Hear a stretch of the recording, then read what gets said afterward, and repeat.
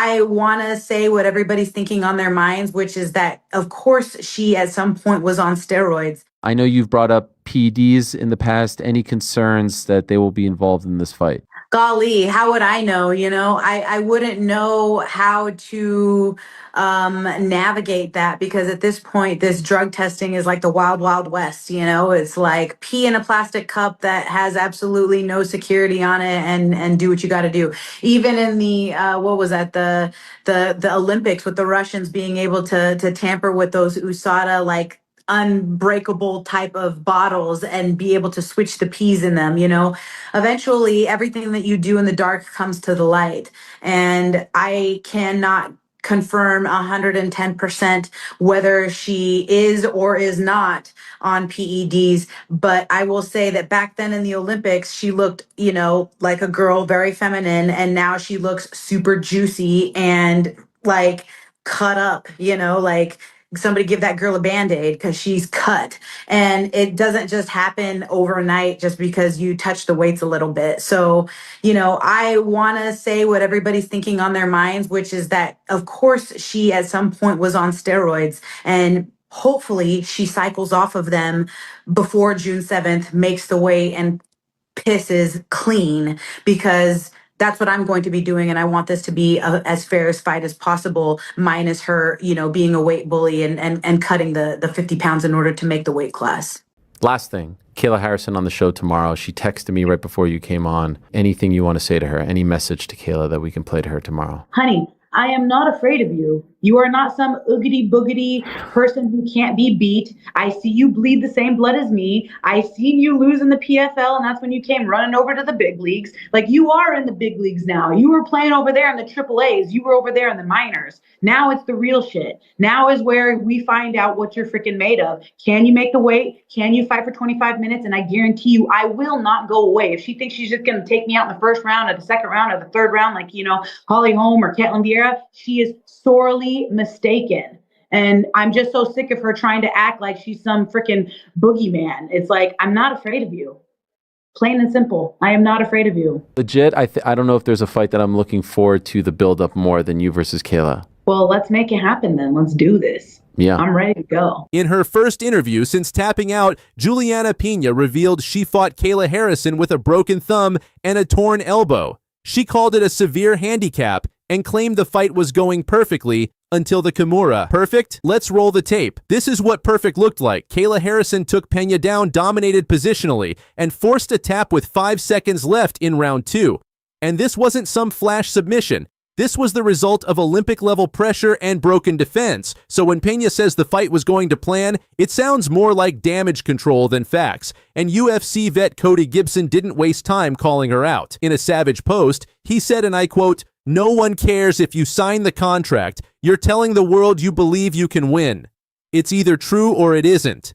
Post-fight excuses are becoming more common and they annoy me." That's not just a shot at Peña. That's a shot at the entire trend of fighters using injuries to rewrite a loss after the fact. And fans, they're loving it.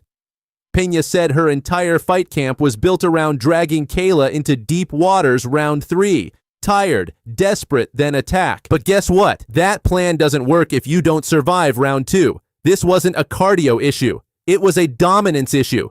Kayla didn't gas. She hunted, and she humiliated a former 2-time champ. Once the interview dropped, the internet turned on Peña. The same fans who cheered her upset over Amanda Nunes are now calling her out for excuse-making, delusion, and clout chasing. Because remember, this is the same woman who promised to derail Kayla Harrison's UFC debut and make it look easy. I am not trash talking. I'm simply defending myself. This all started before I even knew who Kayla Harrison was. When I beat Amanda Nunes, I saw this blonde girl sitting cage side, freaking out, cussing and having all sorts of obscenities to say about me for beating Amanda Nunes and throwing a gigantic wrench in her plans. So she's been trash talking me for a long time, long before I even knew who she was. It created more of a problem for me when she said that it was going to be the media's fault. They were going to have blood on their hands for you guys giving me the delusion to think that I could hang with her and stand across the octagon from her. But after tapping out, now we're talking about elbows and thumbs. Even casual fans see right through it. What? Today, you guys. Of course she's going to be tired. She knows that she's got to fight me. Don't compare yourself to Anderson Silva. Do not compare yourself to Anderson Silva. Shut up. Oh. She's not scared. She's not scared. She's not scared. Bring it back. You stop. She's not scared. She's retiring. Is that for me? No, it's to Kayla and Julianna, but if you want to answer. No, I'll answer that. At the end of the day, Amanda hates Kayla more than she hates me. That's a fact. She wants nothing to do with me, and she wants to fight Kayla. That's why she's sitting in the back, and as Dana said, she retired a little bit too early. She's waiting to see what happens, but she wants to fight Kayla more than she wants to fight me because she knows that that's a big freaking fight, and it's going to be a long night in the office, just like Kayla knows. That's why she's being a lot nicer than you guys have ever seen her before. Another one for you, Julianna. In your first reign, you were not able to get a title defense. If you're able to defend the belt this time around against someone of Kayla's stature, would this make it a more satisfying title reign this time around? At the end of the day, I'm just out here to do my job. It's not the first time I fought a gold medalist. The last time I fought an Olympic medalist, I put him to sleep. So it's nothing but another day in the office for me. At the end of the day, I'm going in there to have fun. I'm a dog. I'm uncomfortable up here right now. I want to get locked inside the octagon. I want to get locked inside the octagon. You fought a 40-year-old Olympic silver medalist. You got your ass kicked. 40-year-old?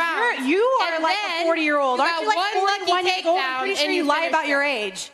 Pretty sure you lie about your age. And for you, Kayla, obviously we've been wanting to see you fight for the UFC title since day one, but having these two UFC fights to get the experience, kind of get more comfortable with the environment, how much is that going to enhance your performance this time? None of it doesn't matter. I'm coming for my belt. Julianna's going to It's not your belt. It's not your belt. It doesn't matter. Your belt is at PFL. I've been competing on the biggest stage in the world since I was 20 years old. Last time I checked, it was an MMA fight, not a judo match. Get your facts right, sweetie. I'm gonna. Me too. One more for Peña says she wants either Kayla again or Amanda Nunes if she comes back. But let's be real, why would either of them bother? Kayla just smashed her in 2 rounds. Amanda already broke her at UFC 277. And now?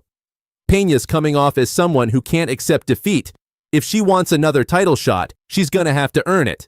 And that road? It doesn't go through excuses. Julianna Peña has heart. She's tough. But right now, she looks like a fighter trying to rewrite history, and Cody Gibson just called her out in front of the entire MMA world. So here's the question for you: do fighters deserve sympathy after a loss if they were injured? Or does signing that contract mean no excuses allowed? Drop your thoughts in the comments. If you're with Cody Gibson, type "no one cares" in all caps. And if you think Peña deserves another shot, tell us why. Don't forget to like, subscribe, and stay locked in, because this war of words isn't over yet, and UFC drama never sleeps.